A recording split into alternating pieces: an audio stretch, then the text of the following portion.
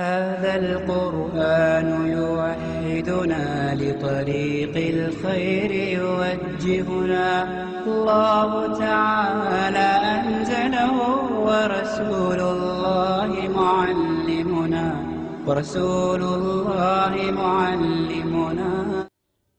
إن الحمد لله نحمده ونستعينه من يهده الله فلا مضل له ومن يضلله فلا هادي له وأشهد أن لا إله إلا الله وحده لا شريك له وأشهد أن محمدا عبده ورسوله أما بعد. தென்னிந்தியாவைச் சேர்ந்த பிரபலமான ஒரு அழைப்பாளர். அவருடைய உரையிலிருந்து 1 நிமிடம் 49 வினாடிகள் கொண்ட குறிப்பிட்ட ஒரு விடயத்தை பேசக்கூடிய ஆடியோ இங்கே முன்வைக்கப்பட்டு இதன் உண்மையான தெளிவு என்ன என்று அடுத்ததாக கேட்கப்பட்டிருக்கின்றது. அந்த அழைப்பாளர் ஆலிம் என்று சொல்ல நான் விரும்பவில்லை. அந்த அழைப்பாளர் மௌலித் ஓதுவதை பற்றி சொல்லுகின்றார். மௌலித் ஓதுவது சுன்னா என்றும், நபி தோழர்கள் மௌலித் ஓதினார்கள் என்றும், மௌலித் என்றாலே நபியை புகழ்ந்து கவி பாடுவது என்றும், ஹஸ்ஸான் பின் சாபித் ரலியல்லாஹு அன்ஹு அவர்களுக்கு இந்த மௌலித் ஓதுவதற்காக மஸ்ஜிதிலே நபி அவர்கள் ஒரு மிம்பரையே அமைத்து கொடுத்தார்கள் என்றும் இந்த செய்தி அபூ தாவூத், திர்மிதி போன்ற நூல்களிலே இருக்கின்றது என்றும் இந்த தாயி அழைப்பாளர் சொல்லுகின்றார். இது எந்த அளவு சரியானது என்பதே கேள்வியாகும். சத்தியத்தை நிராகரிக்கக்கூடியவர்களுக்கு பார்வைகள் நன்றாக இருந்தாலும் உள்ளங்கள் குருடாகி விடுகின்றன என்று கண்ணியமிக்க அல்லாஹ் 22வது அத்தியாயத்தின் 46வது வசனத்திலே சொல்லுகின்றான். அல்லாஹுடைய திருப்தியை பெறுவதற்கு ஒரு மனிதன் எப்படி நடக்க வேண்டும் என்று மனிதர்களில் ஒருவரையே தேர்வு செய்து அந்த மனிதருடைய அழைப்பை ஏற்றுக்கொண்ட சமூகம் ஜமாஅத்துல் முஸ்லிமீன், முஸ்லிம்களுடைய அந்த கூட்டமைப்பு, இப்படியான ஒரு சமூகத்தை கொண்டு அல்லாஹுடைய திருப்தியை விரும்புகின்றவர்கள் இப்படித்தான் வாழ வேண்டும் என்ற மிகச்சிறந்த முன்மாதிரியை நபி அலைஹி ஸலாத்து வஸலாம் அவர்கள் மூலமாக அல்லாஹ் எங்களுக்கு தந்திருக்கின்றார். தென்னிந்தியாவைச் சேர்ந்த பிரபலமான இந்த அழைப்பாளர் மௌலித் என்றால் என்ன என்று சொன்ன விடயம், ஹஸ்ஸான் பின் சாபித் ரலியல்லாஹு அன்ஹு அவர்களுக்கு மிம்பர் அமைத்து கொடுத்ததாக சொன்ன விடயம், இது ஒரு சுன்னா என்று சொன்ன விடயம், இவை அனைத்துமே நரகின் வாசலில் இருந்து அழைக்கின்ற அழைப்பாளருடைய பார்வையே அன்றி இஸ்லாமிய பார்வையில் இதற்கு எந்த ஆதாரமும் கிடையாது. இது அப்பட்டமாக இஸ்லாத்திலே புகுத்தப்பட்ட ஒரு பித்அத் என்பதை நாம் சொல்லவில்லை. எந்த அறிஞர் சொன்னார் என்பதை இறுதியிலே சொல்லுகின்றோம். நபி அலைஹி ஸலாத்து வஸலாம் அவர்கள் எச்சரித்தார்கள், இந்த உம்மத்தின் பிற்பகுதியிலே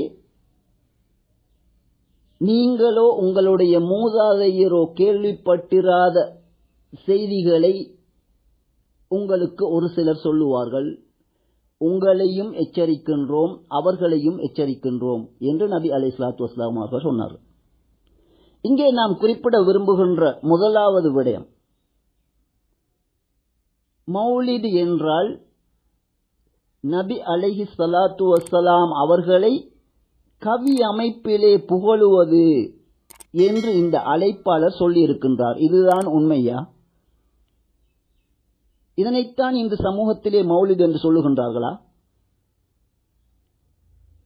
இது அப்பட்டமாக நடைமுறையிலுள்ள ஒரு உண்மையை திரிவுபடுத்துவதாகும். மௌலித் என்றால் கவி மூலம் நபி புகழ் பாடுவது என்றால் நிச்சயமாக அது ஹதீஸிலே இருக்கின்றது, அதனை யாரும் மறுப்பது கிடையாது. இதே தாய் தன்னுடைய இந்த 2 நிமிடங்களுக்கு உட்பட்ட பதிவிலே அதன் பிற்பகுதியிலே அவரே ஒத்துக்கொள்ளுகின்றார், நபி பிறந்த தினத்தை கொண்டாடுவதுதான் மௌலித் என்று ஒத்துக்கொள்ளுகின்றார். அரபு மொழியை கரைத்து குடித்த இந்த அழைப்பாளர் மௌலித் என்றால் பிறந்த தினம் என்பதை அறியாமல் இல்லை. இவர் வழிகேட்டை அழகுபடுத்தி மக்களுக்கு அதனை ஒரு சுன்னாவாக காட்டுவதற்கு இவர் செய்கின்ற முயற்சிகளிலே இது முதன்மையானது. ஹனஃபி மதுஹபின் ஒரு மிகச்சிறந்த ஒரு அறிஞராக சொல்லப்படுகின்ற ஒரு அறிஞர் மிக தெளிவாக சொல்லுகின்றார், எத்தனையோ பிழையான ஆதாரங்களை அலங்கரித்து ஒரு வழிகேட்டிற்கு ஆதாரமாக சொல்லுகின்ற பல சம்பவங்களை நாம் பார்க்கலாம் என்ற உண்மையை சொல்லுகின்றார். இங்கே மீலாதி என்றால் நபியை புகழ்ந்து கவி பாடுவது என்று சுருக்கமாக மறைத்து அவர்கள் செய்கின்ற ஒரு பித்அத்தை ஒரு சுன்னா என்று நிறுவுவதற்கு இவர் முயற்சி செய்கின்றார். ஏறக்குறைய 700 வருடங்களுக்கு முன்னர் வாழ்ந்த ஒரு அறிஞர் இந்த மௌலித் என்ற நபி பிறந்த நாளை ஒரு நன்மையான காரியமாக நினைத்து கொண்டாடுவது பற்றி தனியான ஒரு புத்தகம் எழுதியிருக்கின்றார். அல் மௌரித் ஃபி அமலில் மௌலித் என்ற பெயரிலே உமர் அல் ஃபாக்கிஹானி என்ற அறிஞர் இந்த நூலை எழுதியிருக்கின்றார். நடைமுறையிலே நாம் அனைவரும் அறிந்த நபி பிறந்த தினத்தை கொண்டாடுவது மௌலிதுன் நபி. இன்னும் ஒரு வார்த்தையையும் சேர்த்துக் கொள்வார்கள். முஸ்லிம்கள் அனைவரும் அறிந்த 2 பெருநாட்கள் முஸ்லிம்களுக்கு இருக்கின்றன. இது பொதுவாக யாரும் அறிந்த விடயம். 2 பெருநாட்களை 3வது ஒரு பெருநாளும் இவர்கள் ஏற்படுத்தி இருக்கின்றார்கள், புதிதாக ஏற்படுத்தி இருக்கின்றார்கள். மார்க்கத்திலே பித்அத்தாக நுழைத்திருக்கின்றார்கள். ஈத் மௌலிதுன் நபி, நபி அலைஹி ஸலாத்து வஸ்ஸலாம் அவர்களுடைய பிறந்த நாள் பெருநாள் என்ற ஒரு பித்அத்தை உருவாக்கி இருக்கின்றார்கள். இதற்கு ஆதாரம் இல்லாத நிலையிலே இந்த தாய் என்ன செய்கின்றார் என்றால், நபியின் புகழ் பாடுவதுதான் மௌலித் என்று வரைவிலக்கணத்தையே மாற்றியிருக்கின்றார், நடைமுறையில் உள்ள உண்மையை மாற்றியிருக்கின்றார். இந்த உமர் அல் ஃபாக்கிஹானி இந்த மௌலித் என்றால் என்ன என்பதை மிக இலகுவாக எழுதுகின்றார். அதிகமானவர்கள் என்னிடம் கேள்வி கேட்கின்றார்கள், இந்த மீலாத் அல்லது மௌலித் என்ற இது என்ன என்றால், ரபியுல் அவ்வல் மாதத்திலே மனிதர்களிலே ஒரு சிலர் ஒன்று கூடி செய்கின்ற இந்த கொண்டாட்டம் அல்லது இந்த நிகழ்வு, இதனைத்தான் மௌலித் என்று குறிப்பிடுகின்றார்கள் என்று மிக தெளிவாக நடைமுறையிலே என்ன இருக்கின்றதோ அதனை இந்த அறிஞர் எழுதுகின்றார். எனவே முதலாவது விடயம், இவர்கள் செய்கின்ற பித்அத்தை மறைத்து வெறுமனே நபியின் புகழ் பாடுவது என்று மாற்றி அமைக்கின்றார். முதலாவது நீங்கள் கவனிக்க வேண்டியது. ஏனென்றால் இவர்கள் செய்யக்கூடிய இந்த பித்அத்திற்கு இவர்களிடம் எந்த ஆதாரமும் கிடையாது. நன்றாக செவிமடுத்துக் கொள்ளுங்கள். நபி அவர்கள் சொன்ன உண்மையான ஹதீஸிலே இடையிலே அதன் அறிவிப்பாளர்களில் ஒருவரால் அதிகரித்து சொல்லப்பட்ட போலியான ஒரு வாசகம், உண்மையான ஹதீஸிலே மேலதிகமாக சேர்க்கப்பட்ட ஒரு வாசகம், இதனை நம்பித்தான் இந்த தாயி ஹதீஸ் என நினைத்து நபியுடைய காலத்திலே நபி அலைஹி ஸலாத்து வஸ்ஸலாம் அவர்கள் ஹஸ்ஸான் பின் சாபித் ரலியல்லாஹு அன்ஹு அவர்களுக்கு மௌலித் ஓதுவதற்காகவே தனியான ஒரு மிம்பரை அமைத்துக் கொடுத்தார்கள் என்று இந்த தாயி சொல்லுகின்றார். அபூதாவுதிலே திர்மிதியிலே இந்த செய்தி இருப்பதாக சொல்லுகின்றார். நாம் சொல்லுகின்றோம், இதனை தாண்டி முஸ்னத் அஹ்மத் உட்பட பல்வேறு நூல்களிலே இந்த செய்தி காணப்படுகின்றது. ஆனால் நன்றாக நீங்கள் செவிமடுத்துக் கொள்ளுங்கள். அந்த தாயி அவருக்கும் முடியுமானால் அனுப்பி வையுங்கள். அவரும் நேர்வழியை அடைய வேண்டும். நரகின்பால் இழுத்துச் செல்லுகின்ற இந்த பித்அத்தில் இருந்து தூரமாகி நபியுடைய உண்மையான ஹதீஸ்களை அறிந்து அதன்படி நடப்பதன் மூலம் அவரும் நேர்வழி அடைய வேண்டும். இதன் உண்மையான ஹதீஸ் சஹீஹ் முஸ்லிமிலே காணப்படுகின்றது. பல நூல்களிலும் உண்மையான ஹதீஸோடு சேர்த்து போலியான ஒரு செய்தியும் இந்த ஹதீஸிலே பதிவாகி இருக்கின்றது. அதுதான் அபூ தாவூத், திர்மிதி உட்பட பல்வேறு நூல்களிலே நாம் பார்க்கின்றோம். ஆனால் இதன் உண்மையான ஹதீஸ் சஹீஹ் முஸ்லிமிலே காணப்படுகின்றது. அரபு மூல நூலில் 2490வது இலக்கம், இதன் மொழிபெயர்ப்பிலே 4903வது இலக்கம். தற்செயலாக இந்த இலக்கத்திலே இந்த ஹதீஸ் கிடைக்கவில்லை என்றால், எங்கெங்கோ ஏதேதோ எல்லாம் தேடி பெறுகின்ற இந்த அழைப்பாளர் போன்ற பித்அத்துக்களை உருவாக்கக்கூடியவர்கள் சர்வசாதாரணமாக எடுத்துக்கொள்ள முடியும். இல்லை என்றால் அதனை எடுத்துக் கொடுப்பதற்கும் நாம் தயாராக இருக்கின்றோம். இந்த உண்மையான ஹதீஸின் சுருக்கத்தை சொல்லுகின்றோம், அதிக நேரம் எடுத்துவிடக்கூடாது என்பதற்காக. இதே ஆயிஷா ரலியல்லாஹு அன்ஹா அவர்கள் என்ன அறிவிக்கின்றார்கள் என்றால், அப்துல்லா இப்னு ரவாஹா என்ற நபித்தோழருக்கு நபி அலைஹிஸ்ஸலாத்து வஸ்ஸலாம் அவர்கள் செய்தி அனுப்புகின்றார்கள். நபியை பற்றி இணை வைப்பாளர்கள் கவி மூலமாக மோசமான விடயங்களை கொண்டு நபியை தரக்குறைவாக பேசினார்கள். அதற்கு கவிதை மூலம் பதிலடு கொடுக்குமாறு அப்துல்லா இப்னு ரவாஹா அவர்களிடம் முதலாவது நபி அவர்கள் செய்தி அனுப்புகின்றார்கள். ஆனால் அந்த நபித்தோழருடைய கவிகள் நபி அவர்களை அந்த அளவு திருப்தி அடைய செய்யவில்லை. எனவே இரண்டாவது தடவையாகத்தான் இந்த ஹஸ்ஸான் பின் சாபித் ரலியல்லாஹு அன்ஹு அவர்களுக்கு செய்தி அனுப்புகின்றார்கள். இவ்வாறு முஷ்ரிக்கீன்கள் தன்னை குறைவாக கவி மூலம் பேசுவதை பற்றி சொல்லி அவர்களுக்கு பதில் கொடுக்குமாறு, அவ்வாறு பதில் கொடுக்கும் போதெல்லாம் வானவர்களின் தலைவராகிய ஜிப்ரீல் அலைஹிஸ்ஸலாத்து வஸ்ஸலாம் அவர்கள் இந்த ஹஸ்ஸான் பின் சாபித் ரலியல்லாஹு அன்ஹு அவர்களுடன் இருக்கின்றார்கள் என்பதை நபி அவர்கள் சொல்லுகின்றார்கள். ஹஸ்ஸான் பின் சாபித் ரலியல்லாஹு அன்ஹு அவர்கள் மௌலித் ஓதவில்லை. நபி பிறந்த தினத்திலே மிம்பரிலே ஏறி நின்று நீங்கள் மௌலித் என்ற பெயரால் ஒன்றை செய்யுங்கள் என்று நபி அவர்கள் கற்றுக் கொடுக்கவில்லை. அந்த ஹஸ்ஸான் பின் சாபித் ரலியல்லாஹு அன்ஹு அவர்கள் என்ன செய்தார்கள் என்பதும் இதே சஹீஹ் முஸ்லிமிலே நபி அவர்களுடைய கட்டளைப்படி நபியை தாக்குகின்ற அந்த கவிஞர்களுக்கு இந்த ஹஸ்ஸான் பின் சாபித் ரலியல்லாஹு அன்ஹு அவர்கள் ஒரு நீண்ட கவிதை மூலம் பதில் கொடுக்கின்றார்கள். அதன் முதல் வரியை மட்டும் சொன்னாலே போதுமானது. ஹஜவ்த முஹம்மதன் ஃபஅஜப்து அன்ஹு, முஹம்மது அலைஹிஸ்ஸலாத்து வஸ்ஸலாம் அவர்கள் மீது நீங்கள் கவி மூலம் தாக்குதல் தொடுத்திருக்கின்றீர்கள், அதற்கு நான் பதிலடி தருகின்றேன். வஇந்தல்லாஹி ஃபீ ஸாக்கல் ஜஸா, அதற்காக அல்லாஹ்விடம் எனக்கு கூலி இருக்கின்றது என்று இந்த ஹஸ்ஸான் பின் சாபித் ரலியல்லாஹு அன்ஹு அவர்கள் சொல்லுகின்றார்கள். எனவே ஹஸ்ஸான் பின் சாபித் ரலியல்லாஹு அன்ஹு அவர்கள் நபியுடைய முன்னிலையிலே மஸ்ஜிதிலே மௌலித் ஓதினார்களா அல்லது ஏனைய சஹாபாக்கள் ஓதினார்களா? ஹஸ்ஸான் பின் சாபித் ரலியல்லாஹு அன்ஹு அவர்களுக்கு மிம்பர் அமைத்துக் கொடுத்தார்களா? ஜும்மா உபதேசங்கள் போன்றவை நடத்துவதற்கு கூட நபி அவர்கள் தாங்களாக மிம்பர் அமைக்கவில்லை. ஒரு சஹாபிய பெண்மணியின் அடிமை ஒருவரை கொண்டு அந்த பெண்மணி உங்களுக்கு பிரசங்கங்கள் செய்வதற்கு மிம்பர் அமைத்து தரட்டுமா என்று கேட்டு ஒரு சஹாபிய பெண்மணிதான் மிம்பர் அமைத்து கொடுத்தார்கள். நபி அவர்கள் மிம்பர் அமைக்கவில்லை. சரி, நபி அவர்கள் மௌலிது ஓதுவதற்கு மிம்பர் அமைத்து கொடுத்ததாக இவர் சொல்லுகின்றார். ஒரு சிறிய கேள்வி என்னவென்றால், மௌலிது ஓதுவது மட்டும் சுன்னா என்று இவர் சொல்லவில்லை. மஸ்ஜிதிலே மௌலிது ஓதுவது மற்றொரு சுன்னா என்று இவர் சொல்லுகின்றார். அவ்வாறு மௌலிது ஓதுவதற்கு நபி அவர்கள் மிம்பர் அமைத்து கொடுத்தார் என்று சொல்லுகின்றார். கேள்வி என்னவென்றால், மார்க்கத்திலே புகுத்தப்பட்டவற்றை மார்க்கமாக நினைத்து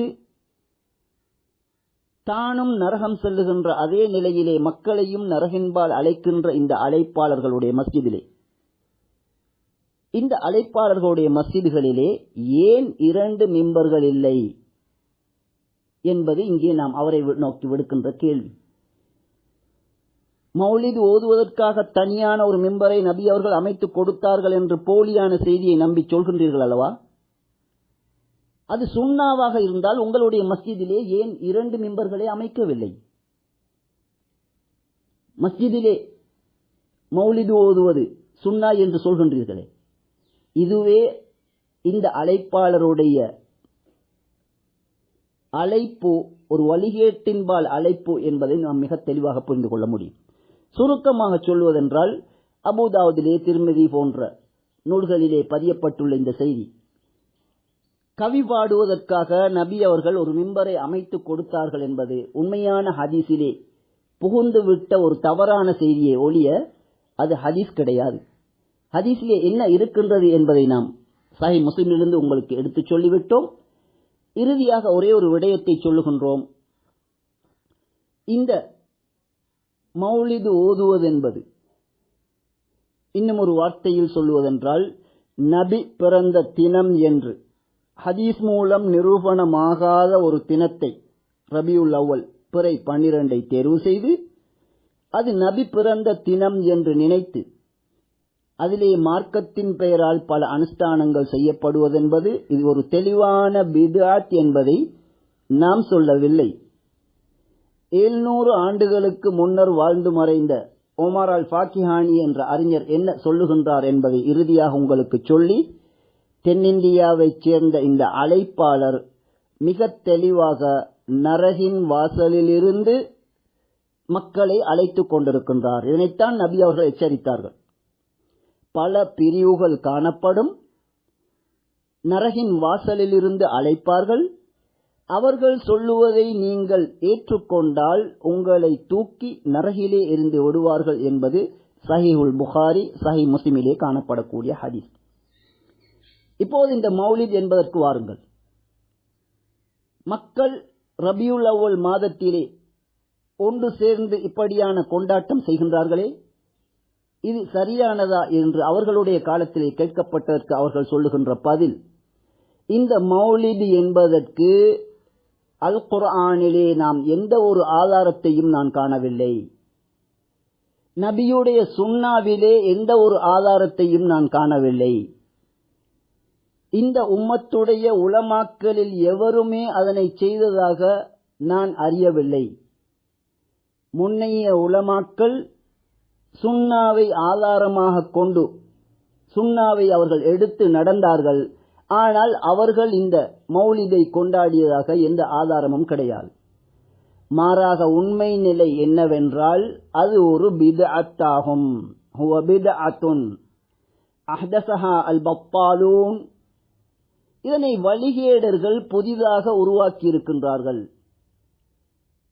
அதேபோன்று மனோ இச்சையை பின்பற்றக்கூடிய சாப்பாட்டு ராமன்கள், அதிகமாக உண்ணக்கூடியவர்கள் இந்த சந்தர்ப்பத்தில் இருந்து அவர்கள் இதனை பயன்படுத்திக் கொண்டார்கள் என்று நாம் சொல்லவில்லை. ஓமர் அல் ஃபாக்கிஹானி என்ற அறிஞர் அல் மௌரித் ஃபி அமலில் மௌலித் என்ற நூலிலே நேரடியாக அவர் எழுதியிருக்கக்கூடிய வாசகங்களே இதுவாகும். ஒட்டு மொத்தத்தில் மௌலித் என்பது வெறுமனே கவி மூலம் நபி அவர்களை புகழ்வது என்று இங்கு இந்த அழைப்பாளர் மாற்றி சொல்லியிருக்கின்றார். இது ஒரு மோசடியாகும். மௌலித் என்றால் என்ன என்று எங்களுக்கு தெரியும். இது நபி அவர்களுடைய காலத்திலே ஒருபோதும் இருக்கவில்லை. மௌலிது ஓதுவதற்கு நபி அவர்கள் மிம்பர் அமைத்து கொடுக்கவும் இல்லை. நபி அவர்களை கவிதை மூலம் புகழுவதென்பது நிச்சயமாக புகாரி முஸ்லிம் உட்பட எத்தனையோ ஹதீஸ் நூல்களிலே ஹதீஸ்கள் இருக்கின்றன. கவிதை மூலமாக இன்றும் கூட கவிதைகள் எழுதுவதை, கவிதைகள் பாடுவதை நாம் பார்க்கின்றோம். பிழையான கருத்து இல்லாத வரைக்கும் அது தாராளமாக அனுமதிக்கப்பட்டது. ஹஸ்ஸான் பின் சாபித் ரலியல்லாஹு அன்ஹு அவர்களுக்கு நபி அவர்கள் சொன்ன விடயம் என்னவென்றால், கவிதைகள் மூலம் நபி அவர்களையும் இஸ்லாத்தையும் எதிரிகள் தாக்குகின்ற போது கவிதைகள் மூலம் அதற்கு பதிலடி கொடுங்கள் என்றுதான் நபி அலைஹிஸ்ஸலாத்து வஸ்ஸலாம் அவர்கள் சொன்னார்கள். ஆகவே மௌலித் என்பது குர்ஆனிலே இல்லாதது, சுன்னாவிலே இல்லாதது. சாப்பாடு வயிற்றை நிரப்பிக் கொள்வதற்கு அதனை நோக்கமுடையவர்கள் இந்த மௌலித் என்பதை சந்தர்ப்பமாக பயன்படுத்திக் கொண்டார்கள் என்ற விடயத்தை இமாம் ஓமர் அல் ஃபாக்கிஹானி என்ற அறிஞர் 700 வருடங்களுக்கு முன்னர் தெளிவாகவே எழுதி வைத்திருக்கின்றார். இதுதான் உண்மையாகும். பித்அத்துக்களில் இருந்து எம்மை தூரமாக்கி சுன்னாவின் வழி நடந்து சுவர்க்கம் செல்லக்கூடிய பாக்கியம் எங்கள் அனைவருக்கும் கிடைக்க வேண்டும் என்பதே எமது பிரார்த்தனையாகும்.